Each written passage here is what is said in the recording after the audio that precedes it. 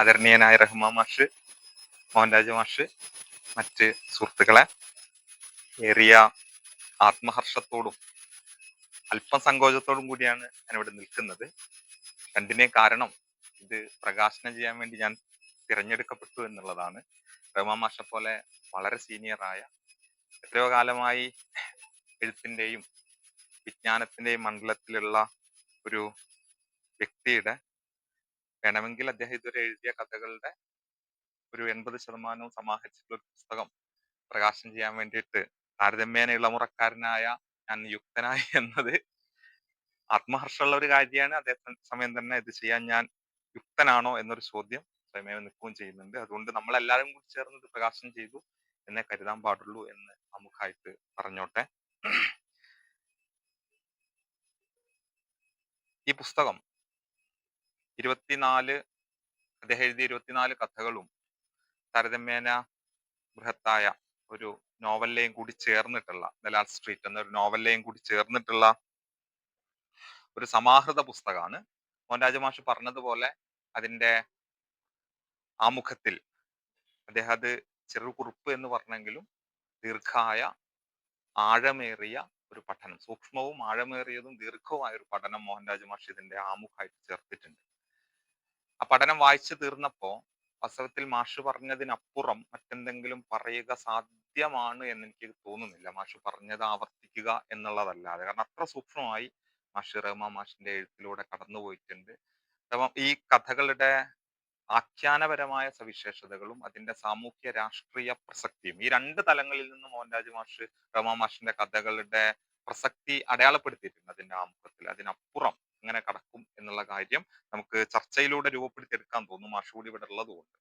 അതല്ലാതെ പ്രാഥമികമായി മാഷ് പറഞ്ഞതിനപ്പുറത്തേക്ക് നമുക്കൊന്നും അങ്ങനെ കടക്കുക സാധ്യമല്ലാന്ന് തോന്നുന്നു. കാരണം ഒരുപക്ഷെ അത്രമേൽ അടുത്തറിയാവുന്ന രണ്ടുപേരായതുകൊണ്ട് കൂടിയാവാം, അത്ര ആത്മബന്ധമുള്ള ആളുകൾ കൂടി ആയതുകൊണ്ടാവാം, അതിസൂക്ഷ്മമായി തന്നെയാണ് എനിക്ക് ആ പഠനം അനുഭവപ്പെട്ടിട്ടുള്ളത് എന്ന് പറയട്ടെ. എന്തായാലും അവിടെ മോഹൻരാജ് മാഷ് ഉപയോഗിക്കുന്ന ഒരു പ്രയോഗം, അത് ലിമിനൽ കോറിഡോർ, ഒരു അന്തരാള സ്ഥലിയാണ്, ഭാഷാപരമായ ഒരു അന്തരാള സ്ഥലിയാണ് റഹ്മാൻ മാഷിന്റെ എന്താ പറയാ, അദ്ദേഹം ജനിച്ചു വളർന്ന പ്രദേശം എന്നും ഈ സന്നിഗ്ധത, ഭാഷാപരമായ ഈ അന്തരാള സ്ഥലിയുടെ സന്നിഗ്ധത അദ്ദേഹത്തിന്റെ കഥകളുടെ കഥാനിർമ്മിതിയുടെ അടിസ്ഥാന രസക്കൂട്ടാണ് എന്നും അതാണ് അതിന്റെ പൊളിറ്റിക്സ് എന്നുള്ള മോഹൻരാജ് മാഷിന്റെ നിരീക്ഷണത്തെ അതേപടി പിൻപറ്റിക്കൊണ്ട് തന്നെ സംസാരിക്കാനാണ് ഞാനും ആഗ്രഹിക്കുന്നത്. ഇവിടെ മാഷത് ആമുഖത്തിൽ പറയുകയും ചെയ്യണ്ടായി, താൻ ജനിച്ചു വളർന്ന പ്രദേശത്തിന്റെയും ആ സമുദായത്തിന്റെയും സവിശേഷതകൾ അതിനകത്ത് കാണുന്നുണ്ട് എന്നുള്ളത്. മാഷ് പറഞ്ഞ അതേ വാക്കിനെ കുറച്ചുകൂടി വേറൊരു നിലയിൽ ഉപയോഗിക്കാൻ ഞാൻ ആഗ്രഹിക്കുന്നു.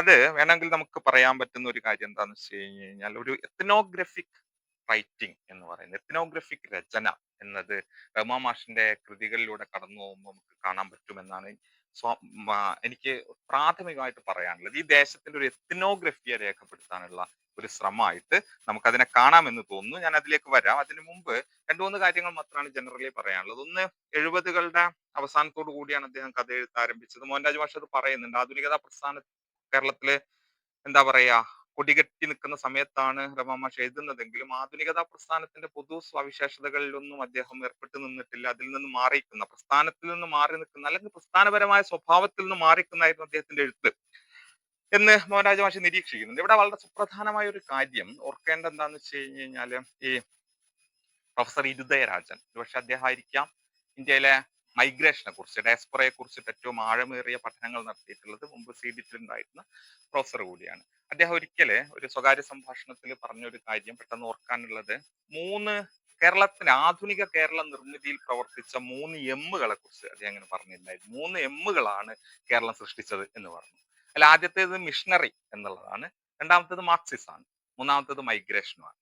മിഷണറി, മാർക്സിസം ആൻഡ് മൈഗ്രേഷൻ, ഇത് മൂന്നാണ് അദ്ദേഹം പറയുന്നത്. അതായത് നിലവിലുണ്ടായിരുന്ന മധ്യകാല കേരളത്തിൽ നിലവിലുണ്ടായിരുന്ന ഒരു ഫ്യൂഡൽ ഭൂവുടമ ബന്ധത്തെയും EMS ഒക്കെ വിളിക്കുന്ന ജാതിജന്മി നാടുവാഴിത്തം എന്ന് വിളിക്കാൻ പറ്റുന്ന ഒരു വ്യവസ്ഥയും അട്ടിമറിച്ചുകൊണ്ട് ഒരു ആധുനിക കേരളം സൃഷ്ടിക്കപ്പെടുന്നതിന് പുറകിൽ പ്രവർത്തിച്ച 3 പ്രധാനപ്പെട്ട ബലങ്ങൾ. ആദ്യത്തെ missionary, 2 Marxism, 3 migration. Irudayarajan sir പറഞ്ഞൊരു കാര്യം എന്താ വെച്ച് കഴിഞ്ഞാൽ, ഇതിൽ മിഷണറി, മാർക്സിസം എന്നീ 2 ഡൊമൈനെ കുറിച്ചിട്ടും ആഴമേറിയ സാമൂഹ്യ അന്വേഷണങ്ങളും അതിനെ സംബന്ധിച്ചിട്ടുള്ള ഫിക്ഷനും ധാരാളം മലയാളത്തിൽ ഇതിനകം രൂപപ്പെട്ട് കഴിഞ്ഞിട്ടുണ്ട്. ഫിക്ഷൻ എന്ന് പറയുന്നത് കേവലമായ കൽപ്പന എന്നുള്ള നിലയിൽ മാത്രമല്ല, മറിച്ച് മിഷണറി പ്രവർത്തനങ്ങൾ എങ്ങനെയൊക്കെയാണ് അടിമ മനുഷ്യരെ അല്ലെങ്കിൽ അടിമകളെ മനുഷ്യരാക്കി മാറ്റിയത് എന്നുള്ളതിന് മലയാള നോവലിൽ ധാരാളം ഉദാഹരണങ്ങൾ നമുക്ക് കാണാൻ പറ്റും. 19-ാം നൂറ്റാണ്ടിന്റെ അവസാനം തന്നെ രൂപപ്പെട്ടു വന്ന മിഷണറി നോവലുകളിലൊക്കെ നമ്മൾ ഇത് കാണുന്നുണ്ട്.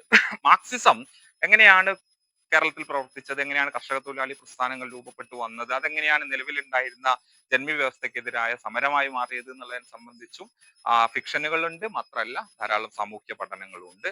വളരെ ശ്രദ്ധേയമായ ഒരു ലാക്ക് എന്ന് പറയുന്നത്, ഈ 3M വളരെ ശ്രദ്ധേയമായ ഒരു ലാക്ക് എന്ന് പറയുന്നത് ഈ മൈഗ്രേഷനെ സംബന്ധിച്ചിട്ടുള്ള ആലോചനകൾ നമുക്ക് താരതമ്യേന കുറവാണ് എന്നുള്ളതാണ്. കഴിഞ്ഞ ഒരു 10-20 വർഷമായിട്ടേ ഉള്ളൂ വേണമെങ്കിൽ പ്രവാസ പഠനം എന്ന് വിശേഷിപ്പിക്കാൻ പറ്റുന്ന ഒരു പഠന ശാഖ മലയാളത്തിൽ രൂപപ്പെട്ടു വന്നിട്ട്. അതിനു മുമ്പില്ല. എന്ന് മാത്രമല്ല, ശ്രദ്ധേയമായ ഒരു കാര്യം എന്താണെന്ന് വെച്ച് കഴിഞ്ഞാൽ ആധുനികതാ പ്രസ്ഥാനത്തിന്റെ ഘട്ടത്തിൽ 1970-കളിൽ കേരളത്തിലെ മുഖ്യധാര എഴുത്തുകാർ ഒട്ടും അഭിസംബോധന ചെയ്യാതെ വിട്ട ഒരു പ്രമേയമാണ് വാസ്തവത്തിൽ പ്രവാസം എന്ന് പറയുന്നത്. 70-കൾ കേരളത്തിന്റെ പ്രവാസ ചരിത്രത്തെ സംബന്ധിച്ച് നിർണായകമായ ഒരു സന്ധി നേരിടുന്ന ഘട്ടമാണ്. 70-കളിലാണ് നമ്മൾ ഗൾഫ് പ്രവാസം ആരംഭിക്കുന്നത്. വേണമെങ്കിൽ മലയാളി പ്രവാസത്തിന്റെ ഒരു 3-ാം ഘട്ടം എന്ന് വിശേഷിപ്പിക്കാം. 20-ാം നൂറ്റാണ്ട് മുതൽ ആരംഭിക്കുന്ന മലയാളി പ്രവാസത്തിന്റെ ഒരു 3-ാം ഘട്ടമായ ഗൾഫ് പ്രവാസം ആരംഭിക്കുന്നത് 1970-കളിലാണ്. ഗൾഫ് പ്രവാസമാണ് ഒരർത്ഥത്തിൽ കേരളത്തിൽ നിലവിലുണ്ടായിരുന്ന ഭൂപരിഷ്കരണത്തിന് ശേഷവും നിലവിലുണ്ടായിരുന്ന ഫ്യൂഡൽ ഉൽപാദന വ്യവസ്ഥയുടെ അവസാനത്തെ അടിവേരും അർത്ഥത്. അത് നമുക്ക് നമ്മുടെ മുഖ്യധാര സിനിമകളിലൊക്കെ, ജനപ്രിയ സിനിമകളിലൊക്കെ കാണാൻ പറ്റും. എങ്ങനെയാണ് ഫ്യൂഡൽ ഉൽപാദന രീതിയുടെ, ഫ്യൂഡൽ ഭൂവുടമ ബന്ധത്തിന്റെ അവസാനത്തെ ആണിക്കല്ലും ഗൾഫ് പ്രവാസം ഇല്ലാണ്ടാക്കിയത് എന്നുള്ളത്. ഇങ്ങനെ വലിയൊരു സാമൂഹ്യ മാറ്റത്തിന് ചാലകമായി മാറിയ, ഒരുപക്ഷെ മിഷണറി പ്രവർത്തനം പോലെയോ മാർക്സിസം പോലെയോ അതിൽ നിന്ന് ഒട്ടും കുറഞ്ഞതല്ലാത്ത നിലയിൽ ആധുനിക കേരള നിർമ്മിതിയിൽ പ്രവർത്തിച്ച ഈ ഒരു സാമൂഹ്യ ബലതന്ത്രത്തെ മലയാളത്തിന്റെ മുഖ്യധാര സാഹിത്യ ഭാവുകത്വം 1970-1990-കളിൽ അഡ്രസ്സ് ചെയ്തിട്ടേ ഇല്ല എന്ന് പറഞ്ഞാൽ അതൊരു അതിശയോക്തിയല്ല എന്നതാണ് യാഥാർത്ഥ്യം. ഗൾഫ് പ്രവാസം നമ്മൾ പ്രവാസത്തെ കുറിച്ച് പിന്നീട് ആലോചിച്ചു തുടങ്ങുന്നത് വളരെ പിന്നീടാണ്. ഏകദേശം 21-ാം നൂറ്റാണ്ടുകളിൽ എത്തുമ്പോഴാണ്. അത് മുകുന്ദന്റെ പ്രവാസം എന്ന് പറയുന്ന നോവലാണെങ്കിലും അല്ലെങ്കിൽ ബെന്യാമിന്റെ വിവിധ നോവലുകളൊക്കെ ആയിട്ട് 2000-ന്റെ തുടക്കത്തിൽ മാത്രമാണ് നമ്മൾ പ്രവാസത്തെ കുറിച്ചിട്ട് ആലോചിച്ച് തുടങ്ങുന്നത് എന്ന സുപ്രധാനമായ കാര്യമാണ്. ഞാനിവിടെ പറഞ്ഞു വന്നത് മലയാളി സാഹിത്യ ഭാവുകത്വത്തിന്റെ ഈ ഒരു പൊതു ധാരണയെ ചോദ്യം ചെയ്യുന്ന എഴുത്തുകൾ കാണാൻ പറ്റുന്ന ഏറ്റവും സുപ്രധാനമായ സ്ഥാനമായിട്ട് റഹ്മാൻ മാഷിന്റെ എഴുത്ത് ലോകത്തെ നമ്മൾ സ്ഥാനപ്പെടുത്തേണ്ടതുണ്ട് എന്ന് തോന്നുന്നു. ഇപ്പോ 80-കളിൽ അദ്ദേഹത്തിൻ്റെതായി പുറത്തു വന്ന അദ്ദേഹത്തിന്റെ ഒരു പക്ഷേ ഏറ്റവും പ്രധാനപ്പെട്ടത് എന്ന് നമ്മൾ കരുതുന്ന കഥ, അതിൽ വാസ്തവത്തിൽ കാസർഗോഡ് പോലെ ഒരു പ്രദേശത്ത് അല്ലെങ്കിൽ അദ്ദേഹത്തിന്റെ പ്രദേശത്ത് ഗൾഫ് പ്രവാസം സൃഷ്ടിച്ചെടുത്ത മാറ്റങ്ങൾ എന്തൊക്കെയാണ്, അത് ഏതൊക്കെ നിലയിലുള്ള സാമൂഹികമായ എന്താ പറയാ അനുരണനങ്ങളാണ്, സാമൂഹികമായ ചില ചലനങ്ങളാണ് ആ പ്രദേശത്ത് സൃഷ്ടിക്കുന്നത് എന്നുള്ളതിനെ സംബന്ധിച്ചിട്ടുള്ള ആലോചനകൾ അദ്ദേഹത്തിന്റെ കഥകളിൽ നമുക്ക് കാണാൻ പറ്റും എന്നുള്ളത് വളരെ പ്രധാനമാണ്. എന്ന് വെച്ച് കഴിഞ്ഞാൽ കേരളത്തിന്റെ മുഖ്യധാര സാഹിത്യ ഭാവുകത്വം ഏതോ നിലയിൽ സ്പർശിക്കാതെ വിട്ടുപോയ സ്ഥാനങ്ങളെ അടയാളപ്പെടുത്താൻ എം.എ. റഹ്മാന്റെ കഥകൾക്ക് കഴിഞ്ഞിട്ടുണ്ട് എന്നുള്ള ഒരൊറ്റ പോയിന്റ് മാത്രമാണ് ഞാൻ പറയാൻ വേണ്ടി ശ്രമിച്ചത്. അതിൽ ഏറ്റവും പ്രധാനമാണ് ഈ ഗൾഫ് പ്രവാസം എന്നുള്ളത്. മാത്രമല്ല, എന്തുകൊണ്ടാണ് റഹ്മാൻ മാഷിന്റെ ഈ പ്രവാസ അഭിസംബോധനകളുടെ പ്രസക്തി എന്നുള്ളത് അത് മോഹൻരാജ് മാഷ് പറയുന്നത് തന്നെയാണ് കേട്ടോ. ഞാൻ നേരത്തെ പറഞ്ഞ പോലെ മാഷ് പറയുന്നതിന് അപ്പുറത്തേക്കൊന്നും പറയാനും കൂടി ഇല്ല എന്നുള്ളത് ഓർക്കണം. അപ്പൊ മോഹൻരാജ് മാഷ് ഇവിടെ ചൂണ്ടിക്കാണിക്കുന്ന ഒരു കാര്യം എന്താന്ന് വെച്ച് കഴിഞ്ഞാല് ഈ പുളിമുറിച്ചവളപ്പിൽ സൂപ്പി ഹാജി മകൻ പള്ളിക്കുഞ്ഞിയുടെ ആ കഥയാവട്ടെ, അല്ലെങ്കിൽ ഗൾഫ് പ്രവാസവുമായി ബന്ധപ്പെട്ട് എഴുതപ്പെട്ടിട്ടുള്ള മറ്റു കഥകളാവട്ടെ, ദലാൽ സ്ട്രീറ്റ് പോലുള്ള നോവലുകളാവട്ടെ, അവിടെയൊക്കെ വാസ്തവത്തിൽ ഗൾഫ് ബൂം എന്ന് വിശേഷിപ്പിക്കാൻ പറ്റുന്ന പ്രവാസിയാവുക അല്ലെങ്കിൽ മറുനാട്ടിൽ പോയി പണം സമ്പാദിക്കുക എന്നുള്ളത് ഒരു ട്രെൻഡായി മാറിയ ഘട്ടത്തിൽ അതിനെതിരെ ബദലായ ഒരു ജീവിത സാധ്യത ഉണ്ടോ, ഇവിടെ തന്നെ നിന്നുകൊണ്ട് എന്തെങ്കിലും ചെയ്യാൻ പറ്റുമോ എന്ന് ആലോചിച്ചിരുന്ന ഒരു യുവാക്കളുടെ ഒരു ബദൽ ജീവിതത്തിന്റെ മാതൃകകളാണ് ഇതിൽ കാണുന്നത് എന്ന് മോഹൻരാജ് മാഷ് പറയുന്നുണ്ട്. അതായത് എന്താ പറയാ, ഒഴുക്കിനനുസരിച്ച് നീങ്ങുകയല്ല, മറിച്ച് എല്ലാവരും നാട് വിട്ടുപോയി മറുനാട്ടിൽ പോയി പ്രവാസികളായി എങ്ങനെയെങ്കിലും പണം സമ്പാദിക്കുക എന്നുള്ള ഒരു മുഖ്യധാരയുടെ സ്വഭാവത്തിൽ നിന്ന് ഭിന്നമായി ഒരു ബദൽ ജീവിതത്തെ കുറിച്ചിട്ട് ആലോചിക്കുകയാണ് അദ്ദേഹത്തിന്റെ ഈ എന്താണ് പ്രവാസത്തെ സംബന്ധിച്ചുള്ള കൽപ്പനകൾ എന്നുള്ള സൂചന കൂടി നമുക്കിവിടെ പങ്കുവെക്കാം. മറ്റൊന്ന് മാഷ് തന്നെ പറയുന്ന കാര്യം അതുകൂടി ഒന്ന് പറയേണ്ടതുണ്ട്, ആഖ്യാനത്തിന്റെ സ്വഭാവം. അതായത് ഇത്രയും ഞാൻ പറഞ്ഞത് റഹ്മാൻ മാഷിന്റെ കഥകളുടെ സാമൂഹ്യ രാഷ്ട്രീയ പ്രാധാന്യമാണ്. ഒന്ന്, അത് പ്രവാസത്തെ ഭാവനാപരമായി അടയാളപ്പെടുത്തുന്നു. രണ്ട്, നേരത്തെ പറഞ്ഞതുപോലെ കാസർഗോഡ് പോലെയുള്ള വേണമെങ്കിൽ പ്രാന്തവൽക്കരിക്കപ്പെടുന്ന ഒരു സമൂഹത്തിന്റെ ജീവിതത്തെയും അവരുടെ എത്നിസിറ്റിയെയും സാഹിത്യത്തിൽ കൊണ്ടുവരുന്നു എന്നുള്ളത്.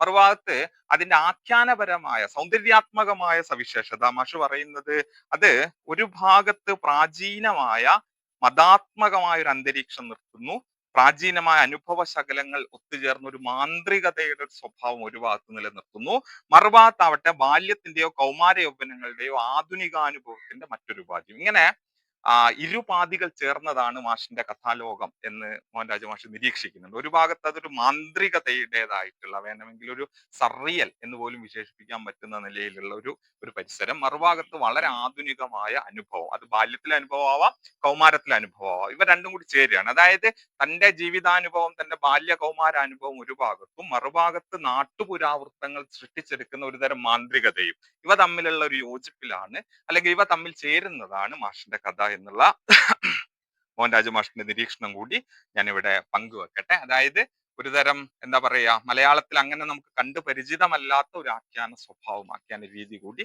അദ്ദേഹത്തിനുണ്ട് എന്നർത്ഥം. എന്തായാലും കഥയ്ക്ക് അകത്തേക്ക് പോവാണ്. രണ്ട് മൂന്ന് കഥകളെ കുറിച്ചാണ് ഞാൻ പ്രധാനമായിട്ടും പറയാൻ വേണ്ടിയിട്ട് ഉദ്ദേശിക്കുന്നത്. അതിൽ ആദ്യത്തേത് നമ്മളെല്ലാം ഏറെ വട്ടം വായിച്ചിട്ടുള്ള, ഇതിനകം ഇവിടെ സൂചിപ്പിച്ച പുളിമുറച്ച വളപ്പിൽ സുപ്പി ഹാജി മഹൻ ജനാബ് പള്ളിക്കുഞ്ഞി MA ആന്ത്രപ്പോളജി എന്ന കഥയാണ്. അപ്പൊ ഈ കഥയില് ശ്രദ്ധിക്കേണ്ട ഒരു കാര്യം എന്താന്ന് വെച്ച് കഴിഞ്ഞാൽ, ഇതിൽ ആഖ്യാതാവ്, ഇത് മാഷിന്റെ ഈ കഥയെ മുൻനിർത്തിയിട്ട് മാഷിന്റെ കഥയുടെ ഒരു പൊതു സ്വഭാവത്തെ സൂചിപ്പിക്കാൻ വേണ്ടിയിട്ടാണ്.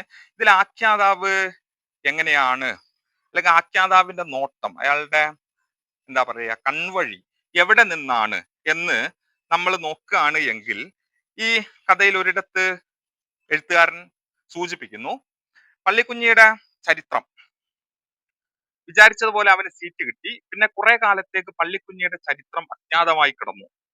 അവിടെ നിന്ന് അവൻ ഏതോ സുഹൃത്തിന് എഴുതിയ കത്തിന്റെ പകർപ്പ് മാത്രമേ ഈ ചരിത്രകാരൻ അവലംബമായുള്ളൂ, അത് പ്രകാരം സംഗ്രഹിക്കാം എന്ന് പറഞ്ഞിട്ട് പള്ളിക്കുഞ്ഞിയുടെ ജീവിതം പറയുമ്പോൾ എഴുത്തുകാരൻ സ്വയമേവ വിശേഷിപ്പിക്കുന്നത് ചരിത്രകാരൻ എന്നൊരു പ്രയോഗമാണ്. ഇത് പ്രധാനമാണ് എന്നുള്ളതാണ് എനിക്ക് പ്രാഥമികമായി ചൂണ്ടിക്കാണിക്കാനുള്ളത്. താനൊരു കഥാകാരനാണ് എന്നോ, താനൊരു കൽപ്പിത കഥ പറയാണ് എന്നോ അല്ല ഇതിലെ കഥാകൃത്ത് പറയുന്നത്, മറിച്ച് ഞാനൊരു ചരിത്രം പറയാണ്, ചരിത്രകാരനാണ്. ഇത് നമ്മൾ ഇതിനു മുമ്പ് കേട്ടിട്ടുണ്ട്, നമ്മൾ ബഷീറിൽ കേൾക്കുന്നുണ്ട്. ഇത് ബഷീർ പറയുന്നുണ്ട്, ഈ ചോദ്യങ്ങൾ 100 വട്ടം ഈ വിനീതനായ ചരിത്രകാരൻ അവരോട് ചോദിച്ചിട്ടുള്ളതാണ്. ഒടുവിൽ അവർ തെളിവുകൾ നിരത്തി വിശദമായി പറഞ്ഞു തന്നു. പൊതുജനങ്ങളുടെ അറിവിലേക്ക് ഇതിവിടെ സംഗ്രഹിക്കാം എന്ന് പറഞ്ഞ് ബഷീർ സ്വയമേവ താൻ ഒരു വിനീതനായ ചരിത്രകാരനാണ്, ഹംബിൾ ഹിസ്റ്റോറിയൻ ആണ് എന്ന് പറയുന്നത് പോലെ തന്നെ റഹ്മാൻ മാഷും പറയുന്നു താൻ പറയുന്നത് ചരിത്രമാണ് എന്ന് പറയുമ്പോൾ അവിടെ അർത്ഥാക്കുന്നത്, ഇത് കേവലമായ കഥയല്ല, കേവലമായ ഭാവനയല്ല, കേവലമായി താൻ സൃഷ്ടിച്ചെടുത്തിട്ടുള്ള ഒരു ക്രിയേറ്റീവ് ലോകമല്ല, മറിച്ച് ഇതൊരു ചരിത്രം തന്നെയാണ്. ചരിത്രം തന്നെയാണ്. അഥവാ കേരളത്തിന്റെ മുഖ്യധാരാ ചരിത്രത്തിന് അടയാളപ്പെടുത്താൻ കഴിയാത്ത ചില ജീവിതങ്ങളെയോ ചില അനുഭവങ്ങളെയോ താൻ കഥയിലൂടെ കൊണ്ടുവരാണ്. ബഷീർ വാസ്തവത്തിൽ ചെയ്തത് ഇതാണ്. ബഷീറിനെ കുറിച്ച് ഞാൻ ഇവിടെ സംസാരിക്കുന്നത് അനൗചിത്യാവും, കാരണം ബഷീറിനെ സംബന്ധിച്ച് ഏറ്റവും ആഴമേറിയ പഠനം നടത്തിയിട്ടുള്ള ഒരാൾ നമ്മളെ കൂടെ ഇരിക്കെ ഞാൻ ബഷീറിനെ കുറിച്ച് സംസാരിക്കുന്ന അനൗചിത്യാണ്. എങ്കിൽ കൂടി പറയട്ടെ, ബഷീർ കഥകൾ ചെയ്തത്, അല്ലെങ്കിൽ പ്രധാനമായിട്ടും ബഷീറിന്റെ സ്ഥലം കഥകൾ ചെയ്തത് നമ്മുടെ ചരിത്ര ബോധത്തിന് ഉൾക്കൊള്ളാൻ കഴിയാതെ പോയ ജീവിതങ്ങളെ ചരിത്രത്തിലേക്ക് കൊണ്ടുവരികയാണ് എന്ന് പലരും നിരീക്ഷിച്ചിട്ടുണ്ട്. ഇപ്പോ ആധുനികതയുടെ ഓരങ്ങളിലായിപ്പോയിട്ടുള്ള മനുഷ്യരെ കുറിച്ചിട്ടാണ് ബഷീറിന്റെ സ്ഥലം കഥകൾ സംസാരിക്കുന്നത് എന്ന് നമുക്കറിയാം. എന്നതുപോലെ കേരളത്തിന്റെ ചരിത്രത്തിന് ഉൾക്കൊള്ളാൻ പോവാതെ കഴിഞ്ഞ കാസർഗോഡിലെ മനുഷ്യരുടെ ജീവിതമാണ് വാസ്തവത്തിൽ റഹ്മാൻ മാഷ് പറയുന്നത്. അതുകൊണ്ട് തന്നെ ആയിരിക്കണം അദ്ദേഹം അതിനെ ചരിത്രം എന്ന് വിശേഷിപ്പിക്കാൻ വേണ്ടി മിനക്കെടുകയും ചെയ്യുന്നത്. അത് കേവലമായ ഒരു വിശേഷണമാണ് എന്ന് ഞാൻ കരുതുന്നേ ഇല്ല, മറിച്ച് അത് കേരള ചരിത്രത്തിന് ഉൾക്കൊള്ളാൻ കഴിയാതെ പോയ ജീവിതങ്ങളെ ഉൾക്കൊള്ളാനുള്ള ശ്രമമാണ്. മുഖ്യധാരാ ചരിത്രത്തിന്റെ ഒരു പ്രധാന സവിശേഷത പെട്ടെന്ന് ഞാൻ ഓർക്കുന്നത്, KT രാമോഹൻ എഡിറ്ററായിട്ട്, ഒരു പക്ഷേ മാഷിനൊക്കെ അറിയുമായിരിക്കും, KT രാമോഹൻ എഡിറ്ററായിട്ട് 90കളുടെ അവസാനം പുറത്തു വന്ന കേരള പഠനങ്ങൾ എന്നൊരു ജേണലിൽ കാസർഗോഡിന്റെ ചരിത്രവുമായി ബന്ധപ്പെട്ടുകൊണ്ട് ഒരു വലിയ ഡിബേറ്റ് നടക്കണ്ടായി. ഒരു ഭാഗത്ത് MGS നാരായണനും കേശവൻ വെളുത്താട്ടും ഒക്കെ ഒരു ഭാഗത്തും, മറുഭാഗത്ത് രാഘവ മാഷും C ബാലമാഷും ഒക്കെയാണ്. ഞാൻ എൻ്റെ ഓർമ്മ മുമ്പ് വായിച്ചതാണ്. അപ്പൊ ആ ഡിബേറ്റിനകത്ത് കാസർഗോഡ് എന്നുള്ള ചരിത്രകാരന്മാർ പറയാൻ ശ്രമിച്ച ഒരു കാര്യം എന്താന്ന് വെച്ച് കഴിഞ്ഞാൽ കേരള ചരിത്രത്തിനകത്ത് കാസർഗോഡിന്റെ ചരിത്രത്തിന് ഇടമില്ല എന്നൊരു പൊസിഷനാണ് അവർ പറയുന്നത്. തുളുനാടിന്റെ ചരിത്രം കേരള ചരിത്രത്തിനകത്ത് ഇതുവരെ കടന്നു വന്നിട്ടില്ല. തുളുനാടിന്റെ ചരിത്രം കേരള ചരിത്രം വിശദീകരിക്കുന്ന രീതിശാസ്ത്രങ്ങൾ കൊണ്ട് വിശദീകരിക്കാൻ സാധ്യമല്ല. മറ്റൊരു നിലയിൽ നമ്മൾ അത് ചർച്ച ചെയ്യേണ്ടതുണ്ട് എന്നൊരു ഡിബേറ്റ് 90കളുടെ അവസാനം രൂപപ്പെട്ടു വരുന്നുണ്ട്. ആ സമയത്ത് ആ രാജൻകുരു കേശവൻ വെളുത്താട്ട് മാഷ് ഈ കാസർഗോഡ് പ്രത്യേകിച്ചും തുളുനാട് പ്രദേശങ്ങളെ വിശേഷിപ്പിക്കുന്ന ഒരു പ്രദേശം, അതൊരു മങ്ങൂഴ ചരിത്രമാണ് അവിടെ ഉള്ളത്, ഇരുട്ടിലും വെളിച്ചത്തിനും ഇടയിലുള്ള ഒരു ചരിത്രമാണ് ഉള്ളത് എന്ന് സൂചിപ്പിക്കുന്നത് കൂടി ഞാൻ ഓർക്കുകയാണ്. അപ്പൊ പറഞ്ഞു വന്നതിന്റെ ഒരു കാര്യം എന്താന്ന് വെച്ച് കഴിഞ്ഞാൽ കേരള ചരിത്രത്തിൽ അല്ലെങ്കിൽ കേരളം എന്ന ബോധത്തിനകത്ത് അത്ര പ്രകടമല്ലാത്ത ഒരു ജീവിതമോ ചരിത്രമോ ആണ് കാസർഗോഡിനുള്ളത്. അതുകൊണ്ട് തന്നെ മാഷ് ചെയ്യുന്ന ഒരു കാര്യം എന്താന്ന് വെച്ച് കഴിഞ്ഞാല് ഞാൻ നേരത്തെ പറഞ്ഞതുപോലെ തന്റെ പ്രദേശത്തിന്റെ വംശീയമായ എത്നിക് ആയിട്ടുള്ള അതിന്റെ എത്നോഗ്രഫിക്കൽ ഹിസ്റ്ററി എഴുതുന്നു. അതിനുവേണ്ടി അദ്ദേഹം ചരിത്ര പ്രബന്ധ രചനയുടെ രീതിശാസ്ത്രത്തിന് പകരം അദ്ദേഹം കഥയുടെ ഒരു രീതിശാസ്ത്രം സ്വീകരിക്കുന്നു. ഇങ്ങനെ സൂചിപ്പിക്കാനാണ് ഞാൻ ആഗ്രഹിക്കുന്നത്. അദ്ദേഹം എഴുതുന്നത് എത്നോഗ്രഫിക് ഹിസ്റ്ററിയാണ്. അത് പക്ഷേ ചരിത്ര പ്രബന്ധത്തിന്റെ ഒരു രീതിശാസ്ത്രത്തിലല്ല, കഥയുടെ രീതിശാസ്ത്രത്തിലാണ് എന്ന് കരുതാൻ ഞാൻ ആഗ്രഹിക്കുന്നു. അതുകൊണ്ടായിരിക്കാം താൻ ഇവിടെ ഒരു ചരിത്രമാണ് പറയുന്നത് എന്നും ഈ ജനാബ് പള്ളിക്കുഞ്ഞി എമ്മയുടെ ജീവിതത്തെ ചരിത്രം എന്നുള്ള നിലയിൽ അവതരിപ്പിക്കാൻ താൻ മുതിരുകയും ചെയ്യുന്നത് എന്നും അദ്ദേഹം പറയുന്നത് ഞാൻ കരുതുന്നു. എന്ന് മാത്രമല്ല, ആ കഥ തുടങ്ങുമ്പോൾ നമ്മൾ കാണുന്നത് പണത്തിന് വേണ്ടി മനുഷ്യർ 7 കടലും താണ്ടി പോകാൻ മടിക്കാത്ത ഇക്കാലത്ത് പുളിമുറിച്ച വളപ്പിൽ സൂപ്പി ഹാജി മകൻ ജനാബ് പള്ളിക്കുഞ്ഞി എമ്മ അവരുടെ കഥ വളരെ അത്ഭുതാവഹവും അതേസമയം പണത്തിന് വേണ്ടി അക്കരെ കടക്കുന്നവരെ ഇരുത്തി ചിന്തിപ്പിക്കുന്നതുമാണ് എന്ന് പറയുന്ന വാചകം ഒട്ടുമേ കഥാപരല്ല. അതൊരു കഥയുടെ തുടക്കമായിട്ട് നമുക്ക് കാണുക വയ്യ. മറിച്ച് ഒരു പ്രബന്ധത്തെ, കഥ മീൻസ് സോക്കോൾഡ് സാഹിത്യത്തിന്റെ, സോക്കോൾഡ് കഥയുടെ കഥാരംഭമേ അല്ല, മറിച്ച് വളരെ എന്താ പറയാ ഒരു സാമൂഹ്യ ശാസ്ത്ര പ്രബന്ധമൊക്കെ തുടങ്ങുന്നത് പോലെ തുടങ്ങുന്ന, അതായത് നമ്മുടെ മുഖ്യധാര കഥയുടെ സ്വഭാവമോ അതിന്റെ ലാവണ്യമോ ഒന്നുമല്ല റഹ്മാൻ മാഷിന്റെ കഥകൾക്കുള്ളത്. അവ മാഷ് തന്നെ അത് വേറൊരു നിലയിൽ സൂചിപ്പിക്കുന്നുണ്ട്. അവയെ ഞാൻ വേണമെങ്കിൽ മറ്റൊരു നിലയിൽ പറയുകയാണെങ്കിൽ ഒരു പ്രതിസാഹിത്യം എന്നുള്ള നിലയിൽ, ഒരു ആന്റി ലിറ്ററേച്ചർ എന്നുള്ള നിലയിലാണ് അവ നിലകൊള്ളുന്നത് എന്ന് സൂചിപ്പിക്കാൻ ഞാൻ മുതിരുന്നു. അതോടൊപ്പം ചൂണ്ടിക്കാണിക്കേണ്ട മറ്റൊന്ന് രണ്ട് കാര്യങ്ങൾ, അത് ഈ യത്തീംഖാനയിൽ നിന്ന് ഒളിച്ചോടിയ കുട്ടി എന്ന ഒരു കഥ, ആ കഥയെ കുറിച്ച് കൂടി ഒന്ന് സൂചിപ്പിച്ചു പോകാൻ തോന്നുന്നു. യത്തീംഖാനയിൽ നിന്ന് ഒളിച്ചോടിയ കുട്ടി എന്ന കഥയില് നമ്മൾ കാണുന്നത്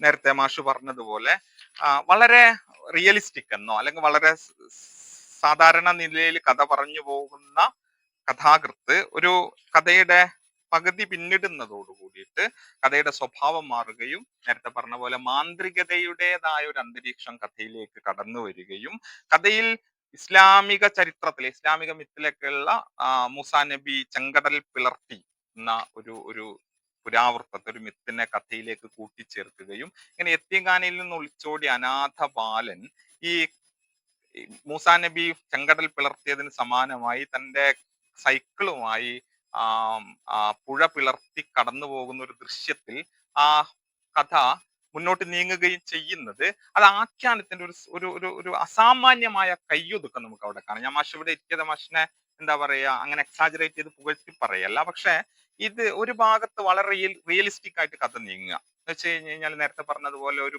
പ്രബന്ധം എഴുതുന്നതല്ല, ഒരു പിന്നെ എന്താ പറയാ ജേർണലിസ്റ്റിക് എന്നൊക്കെ വേണമെങ്കിൽ വിശേഷിപ്പിക്കാൻ പറ്റുന്ന വസ്തുസ്ഥിതി വിവരണം പോലെ കാര്യങ്ങൾ ഇങ്ങനെ പറഞ്ഞു പോകുന്ന വളരെ പെട്ടെന്ന് ഒരൊറ്റ ടേൺ എടുക്കുകയാണ്. അത് പെട്ടെന്ന് ഒരു മാന്ത്രികതയുടെ അന്തരീക്ഷത്തിലേക്ക് മാറുന്നു. ഇത് രണ്ടും ബാലൻസ് ചെയ്യാന്ന് പറഞ്ഞു കഴിഞ്ഞാൽ ഒട്ടും എളുപ്പമായ ഒരു കാര്യമല്ല. ഒരു ഭാഗത്ത് വസ്തുസ്ഥിതി വിവരണം പോലെയുള്ള ഗദ്യത്തിൽ എഴുതുകയും പെട്ടെന്ന് തന്നെ ആഖ്യാനം ഒരു മാന്ത്രികതയുടെ അന്തരീക്ഷത്തിലേക്ക് മാറുകയും ചെയ്യുന്ന ഒരു അസാമാന്യമായ കയ്യൊതുക്കം വാസ്തവത്തിൽ ഈ കഥയിൽ ഉണ്ട് എന്നാണ് എനിക്ക് തോന്നുന്നത്. അതിന്റെ ഒരു ആഖ്യാന സ്വഭാവം സൂക്ഷ്മമായിട്ട് ചർച്ച ചെയ്യപ്പെടേണ്ടത്. ഇത് ഈ കഥയിൽ മാത്രമല്ല, മിക്ക കഥകളിലും ഇങ്ങനെ ഉണ്ട്. ഒരു ഭാഗത്ത് വളരെ ജനറലായ ഒരു ഭാഷയിലൂടെ പറഞ്ഞു പോയിട്ട് പെട്ടെന്ന് അതിന്റെ എന്താ പറയുക, അതിന് അന്തരീക്ഷം മാറുക മാന്ത്രികതയിലേക്കോ മായികതയിലേക്കോ, വേണമെങ്കിൽ ഒരു ഒരു ഒരു എന്താ പറയാ ഒരു സർറിയലിസ്റ്റിക് ആയിട്ടുള്ള ഒരു സ്വഭാവത്തിലേക്ക് നീങ്ങുന്ന ഘടന കൂടി നമ്മൾ കാണേണ്ടതുണ്ട് എന്ന് തോന്നുന്നു. മൂന്നാമത്തെ ഒരു കാര്യം പറയാനുള്ളത്, അത് ഈ പുസ്തകത്തിലൂടെ ഉൾപ്പെടുത്തിയിട്ടുള്ള ദലാൽ സ്ട്രീറ്റ് എന്ന് പറയുന്ന താരതമ്യേന വലിയ ഒരു നോവലിനെ മുൻനിർത്തിയിട്ടാണ്. അതുകൂടി സൂചിപ്പിക്കാൻ തോന്നുന്നു. കാരണം ഇതിന്റെ സ്വഭാവം, ഇതിലെ കഥകളുടെ സ്വഭാവം വളരെ സവിശേഷമാണ്. ചില കഥകൾ ഒറ്റ പേജ് മാത്രമുള്ള കഥകളുണ്ട്. ഇപ്പൊ ഉദാഹരണത്തിന് കൽത്തൊട്ടി മൃഗവും എന്നൊക്കെ പറയുന്ന കഥയൊക്കെ വളരെ ചെറുതാണ്, മിനിക്കഥ എന്ന് പോലും വിശേഷിപ്പിക്കാൻ പറ്റുന്ന വലിപ്പാണ് ഉള്ളൂ. മറ്റേതാവട്ടെ ദലാൽ സ്ട്രീറ്റ് എന്ന് പറയുന്ന കഥ, അത് കഥയല്ല നോവലാണ് എന്നാണ് അദ്ദേഹം വിശേഷിപ്പിക്കുന്നത്.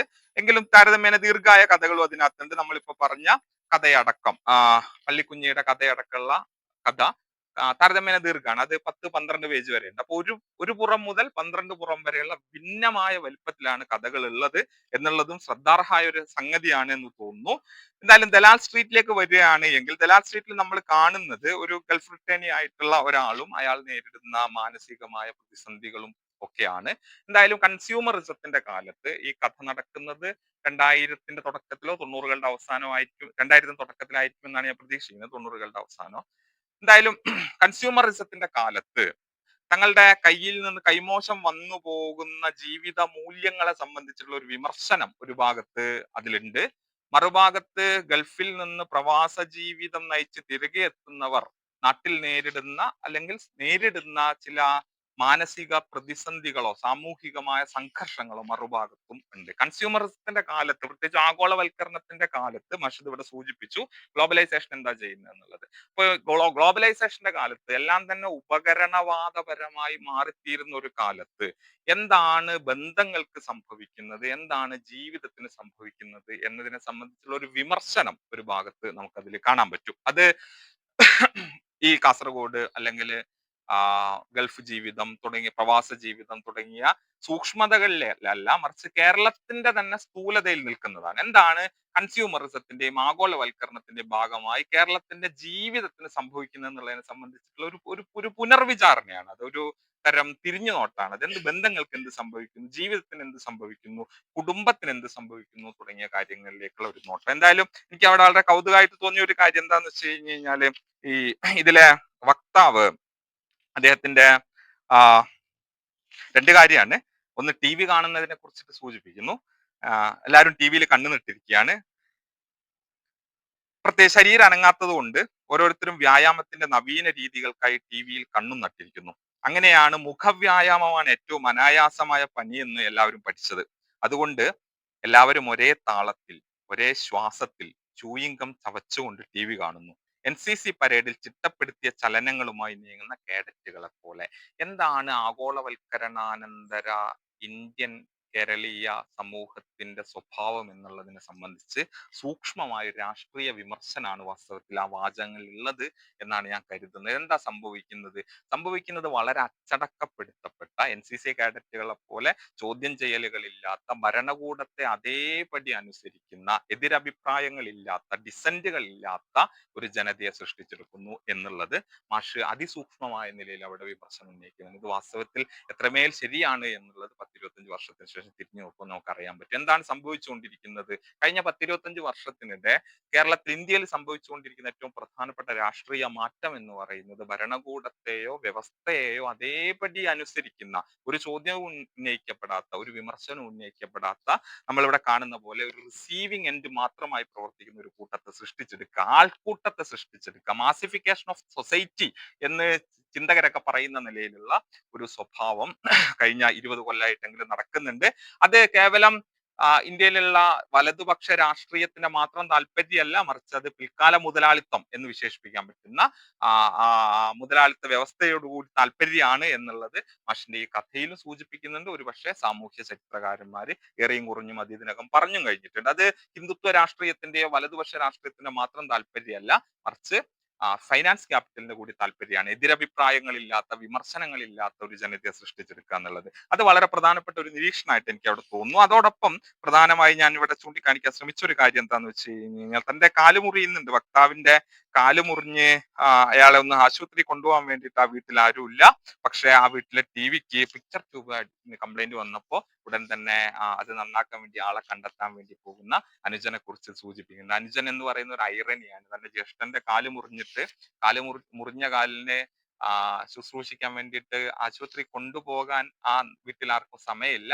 പക്ഷേ ടിവിയുടെ പിക്ചർ ട്യൂബ് കംപ്ലൈന്റ് പറ്റിയപ്പോൾ ഉടനെ അത് നന്നാക്കാൻ വേണ്ടിയിട്ട് ആ വീട്ടിലെ ആളുകൾ ഇറങ്ങിത്തിരിക്കുന്നത് നമുക്ക് കാണാൻ പറ്റും. ഇങ്ങനെ ഒരുതരം ഉപകരണങ്ങളോട്, യന്ത്രങ്ങളോടുള്ള അമിതമായ ആഭിമുഖ്യത്തിൽ മാത്രം ജീവിക്കുന്ന, യാന്ത്രികവൽക്കരിക്കപ്പെടുന്ന, യന്ത്രങ്ങളായി മാറുന്ന മനുഷ്യരെ കുറിച്ചാണ് ഈ കഥ പറയാൻ ശ്രമിക്കുന്നത്. മറുഭാഗത്ത് ഇതിൽ നിന്നുള്ള ഒരു വിമോചനം എന്നുള്ള നിലയിൽ വക്താവ് പലപ്പോഴും പോകുന്നത് തന്റെ നാട്ടിലുള്ള പുരാവൃത്തങ്ങളിലേക്കോ തന്റെ നാട്ടിലുള്ള നാട്ടോർമ്മകളിലേക്കോ ഒക്കെയാണ്, കുട്ടിക്കാലത്ത് പറഞ്ഞു കേട്ട കഥകളിലേക്കാണ്, അവിടെയുള്ള കഥാപാത്രങ്ങളിലേക്കാണ്. അവിടെ നിന്ന് വിമോചനം കണ്ടെത്താൻ ശ്രമിക്കുകയാണ് വാസ്തവത്തിൽ വക്താവ് ചെയ്യുന്നത്. മാഷ് അത് നേരത്തെ സൂചിപ്പിച്ചതുപോലെ ഏത് ആഗോളവൽക്കരണത്തിന്റെ ഊഷരതയ്ക്കുള്ളിലും പുരാവൃത്തങ്ങളും നാട്ടു വിജ്ഞാനങ്ങളും എങ്ങനെയാണ് വിമോചന സാധ്യത തുറന്നിരുന്നത് എന്നുള്ളതിനുള്ള ഒരു വഴി കൂടി അവിടെ കാണുന്നുണ്ട്. ഒപ്പം ഈ ആ കഥ അല്ലെങ്കിൽ ഈ നോവലിലെ വളരെ പ്രധാനമാവുന്നത് ഇങ്ങനെ ഏകമുഖമായി നിൽക്കുന്ന ഒരു നോവലിലെ ഒരു കഥ മാത്രമല്ല ഇത്. മറുഭാഗത്ത് അത് ഞാൻ നേരത്തെ പറഞ്ഞതുപോലെ കേരളീയ ആ വേണമെങ്കിൽ 70കളെ കുറിച്ചുള്ള ഒരു വിമർശനം കൂടി നമുക്ക് അതിനകത്ത് കാണാം. ഇതില് കൗതുകരമായ ഒരു കാര്യം, ഈ വക്താവ് മുമ്പ് എഴുതിയ ഒരു കഥയെ കുറിച്ചിട്ട്, ചന്ത വിരിയുമ്പോൾ എന്നൊരു കഥ അതിനകത്ത്, കഥയ്ക്കുള്ളിൽ മറ്റൊരു കഥ വരുന്നുണ്ട്. താൻ പണ്ട് എഴുതിയ ഒരു കഥയാണ്. ആ കഥ വായിച്ചു പോകുമ്പോൾ അതിനകത്ത് അവസാനം കഥ വായിച്ചിട്ട് വക്താവ് എഴുതുന്നത്, എനിക്ക് ചിരിപൊട്ടി, മുജ്ജന്മ സുഹൃതം, ഇരുട്ടിന്റെ ഗഹ്വരം, കർമ്മബന്ധം, നിയോഗം, വെളിപാട്, അനിവാര്യത തുടങ്ങിയ കുറെ വാക്കുകൾ താൻ പണ്ട് എഴുതിയ കഥയിൽ എഴുതിയിട്ടുണ്ടല്ലോ, അല്ലെങ്കിൽ അത് ആവർത്തിച്ച് വരുന്നുണ്ടല്ലോ എന്ന് വായിച്ച് ഇപ്പൊ ചിരിക്കുന്ന ഒരു കഥാപാത്രമാണ് ഇതിലെ മുഖ്യ കഥാപാത്രം. മാത്രമല്ല അത് ആ വാചകങ്ങളൊക്കെ വരുന്നത് എവിടെ നിന്നാന്ന് നമുക്കറിയാം. അതൊക്കെ വേണമെങ്കിൽ ഖസാക്കിന്റെ ഇതിഹാസം, ഖസാക്ക് ബാധിതരായ, ഖസാക്കിനാൽ എന്താ പറയാ, സ്പെക്ടേഴ്സ് ഓഫ് ഖസാക്ക് എന്ന് പറയാൻ പറ്റുന്ന ഒരു ജനറേഷനിൽ നിന്നാണ് ആ വാക്കുകളൊക്കെ വരുന്നത്. അപ്പോ എഴുപതുകളിലേക്കുള്ള ഒരു വിമർശനം ഉണ്ട്. എഴുപതുകളിൽ ഈ തീവ്ര രാഷ്ട്രീയത്തിന്റെയോ റാഡിക്കൽ പൊളിറ്റിക്സിന്റെയോ ഭാഗമായി നിന്നിരുന്ന ആളുകൾ ഇന്ന് എന്താണ് ചെയ്തുകൊണ്ടിരിക്കുന്നത്, അവരെവിടെ എത്തിച്ചേർന്നു എന്നുള്ള ഒരു വിമർശനം കൂടി ഒരു ധാരയായിട്ട് ഈ കഥയിലൂടെ ഒഴുകുന്നു എന്നതുകൂടി സൂചിപ്പിക്കുക. അങ്ങനെ ഒരേ സമയം രണ്ട് വഴിയിലൂടെ, രണ്ട് ധാരയായി ഒഴുകുന്ന ഒരു ആഖ്യാന സ്വഭാവം കൂടി ദലാൽ സ്ട്രീറ്റിനുണ്ട്. ഒരു ഭാഗത്ത് അത് ഞാൻ നേരത്തെ പറഞ്ഞതുപോലെ ആഗോളവൽക്കരണാനന്തര കേരളത്തിന്റെ